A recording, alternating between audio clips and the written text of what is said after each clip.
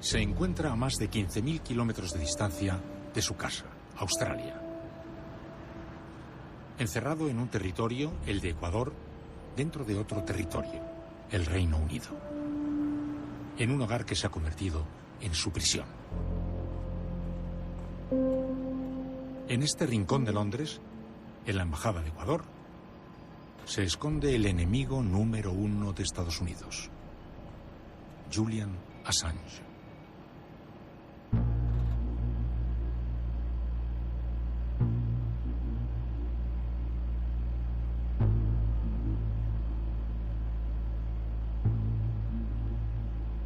Dicen que la curiosidad es el aspecto emocional que engendra la exploración, la investigación y el aprendizaje.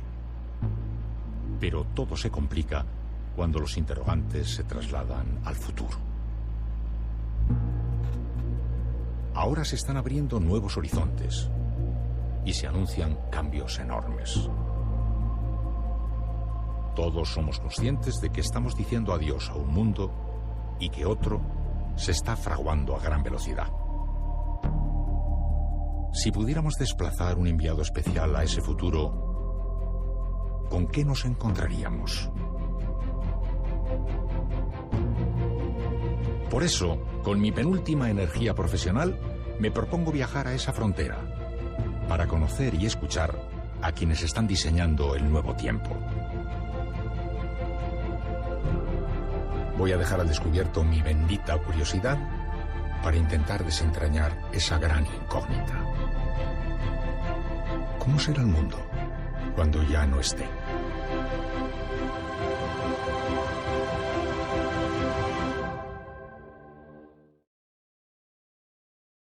To visit Julian in Belmarsh prison. I was quite affected by it. I mean, this is one of the UK's most notorious jails. It's a high-security prison where they put the worst of the worst. Murderers, terrorists, the worst of the worst. And I was quite alarmed by the conditions in which Julian Assange is being imprisoned. I was quite alarmed by the effect on his health. When you boil all this down, this is about an Australian journalist publicising hard evidence of US war crimes, of the US being deeply embarrassed and wanting to get even, and the Australian government happy to go along for the ride because they believe that our relationship with Washington is more important than the welfare of Australian citizens and the fundamental right of Australian citizens to justice. How much power do you think Scott Morrison has in convincing the President of the United States to let this go? We will not know how much power Scott Morrison has in this until he tries. And so far he hasn't tried.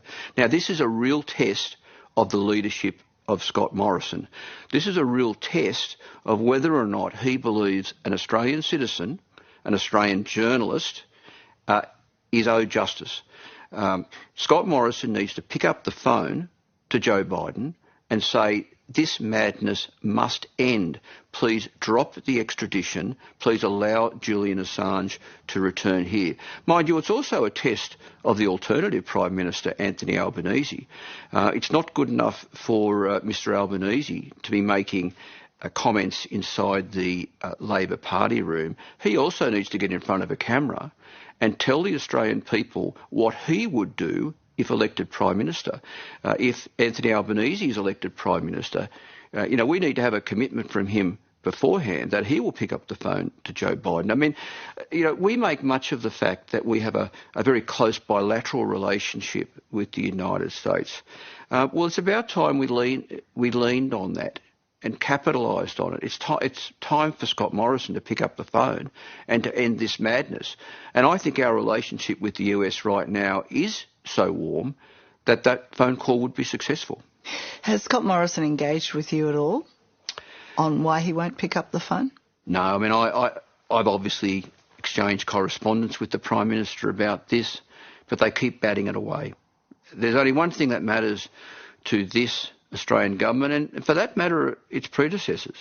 As far back as the previous Labor government, there was no sympathy for Julian Assange.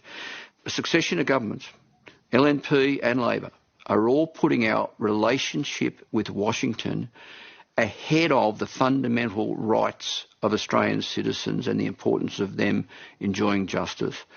It's really chilling for all Australians who are left wondering, if they get in strife, will the Australian government stand up for them? Even if we are guilty of something, we are all entitled to justice. And no country in the world, including the US, has global jurisdiction to come after whoever they want for whatever reason they want, and for their country of origin to just roll over and get their tummy tickled. What is your view of Julian Assange trying to carve out a normal life in such unnormal circumstances? He now has 2 young sons. He's now just got married. It's a very bittersweet moment, isn't it? I'm very happy for Julian that he's now married to Stella. And I think we can all celebrate that little bit of good news in an otherwise dreadful story.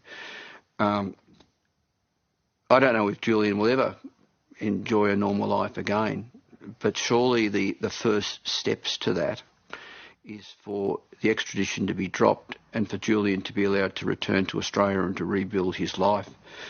And in the interim, for the British government, just let him out of Belmarsh.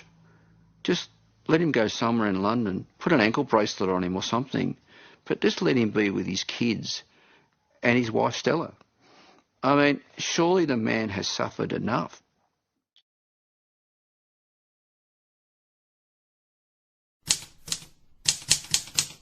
Democracies, or the pseudo-democracies that we are evolving into,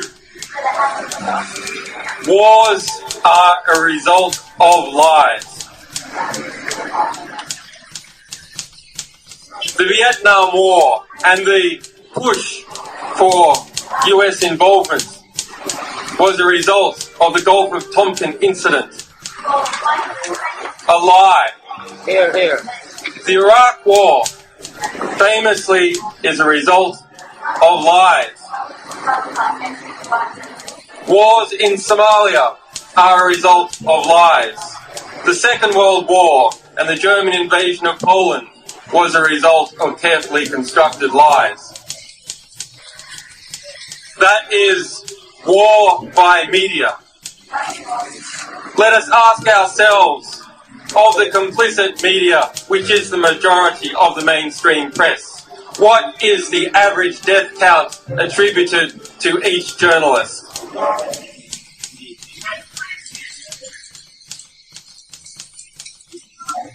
When we understand that wars come about as a result of lies peddled to the British public and the American public and the publics all over Europe and other countries, then who are the war criminals? It is not just leaders, it is not just soldiers, it is journalists. Journalists are war criminals.